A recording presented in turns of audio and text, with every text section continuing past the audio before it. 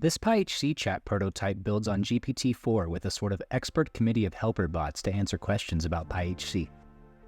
Each helper bot is connected to a package's Git repo through vector store retrieval, which overcomes GPT-4's 2021 knowledge cutoff. So we can ask questions like, how do I download the HAPI dataset? Show me with a snippet of Python. And the HAPI client helper bot will then grab the most semantically relevant text chunks from HAPI's codebase to use as context for the answer. So, boom, it says you can download a HAPI dataset in Python using the HAPI function. And this is in fact correct, up-to-date code for how to do that. Looks ugly because I'm not rendering the markdown, but this is just a proof of concept. Now, I can also ask it about PyHC in general because one of the bots is connected to our website. So I'll ask, what happened during the spring 2022 meeting of PyHC? And there you go. The PyHC Spring 22 meeting was a virtual event that took place from May 16th to 19th via Zoom. It says things like there were presentations, hackathons. I can even ask follow-ups like, can you get me a link to that meeting's materials? And it'll go and get me the Google Drive link. And just to prove that it's correct, I'll copy it here and go paste it. Boom, there's the materials. And just like, appreciate how this unlocks a world of information previously hidden in old meeting reports and such. Okay, but now I think I'll go out of this and rerun it in verbose mode so we can see some of the inner workings of the helper bots. So watch. If I ask an open-ended question like, how do I calculate Alfvén speed? The first thing that happens is repo selector bot recognizes that's a plasma physics question, so PlasmaPy is the relevant repo here. And remember, PyHC-Chat has all the smarts of GPT-4, so it basically knows everything about heliophysics, plasma physics, and whatnot right out the box. So in this answer, I'm expecting not just PlasmaPy code to calculate Alfvén speed, but also a scientific explanation of what that is. And look, that's exactly what we get. Alfvén speed is the typical propagation speed of magnetic disturbances in a quasi-neutral plasma. You can use the Alfvén speed function, and I'll go ahead and just run this code to prove that it works. And there you go, we get an Alfvén speed of 72% the speed of light, sure.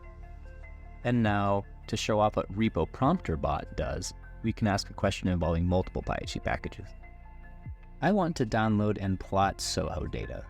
Compare and contrast how I do this with both SunPy and PySpeedas. So, when PyHC-Chat has to consult multiple repos, repo prompter bot's job is to ask the right questions of each one to get the necessary context.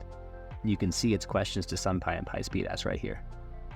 In a sec, we'll get answers from both of them. And there they are. Here's what SunPy had to say. And PySpeedas. Now it's going to condense all this into the final answer that actually gets shown to the user. So using SunPy, it gets that we're going to be using HelioViewer to get the data, and then matplotlib to plot it. With PySpeedas, you plot it with PyTplot, but you actually have to specify the SOHO instrument, so it gave us a few examples. Let's go ahead and run this code too to make sure it works. Paste it here, remove the markdown, run it. And woohoo! We got it! And remember, PyHC-Chat understands the science behind all this, not just the code. So if I pretend I don't know anything about SOHO, I can ask things like, what is the CELIAS instrument in general? I've never heard of it. And it can answer that question without dipping into the vector store, so it just answers. And I can drill even deeper, like, how does a mass time of flight sensor work? So this is an absurdly powerful tool. It can teach you about PyHC, how to use our packages, help you with your research, and so much more. Honestly, I haven't even found the limits of this tech yet, and there's still lots of low-hanging fruit to make it even better. Just to show you a quick glimpse of where we can take this in the near future, I want to quickly show you Open Interpreter, which I could integrate to actually let PyHC-Chat run the code that it writes and things like that. So here I'll just tell it to act as PyHC-Chat. Cool. Then I'll ask it, how do I download a HAPI dataset? Show me by running code to get the first few rows of one. And now this is what it looks like when GPT-4 is allowed to use my machine as a real dev environment.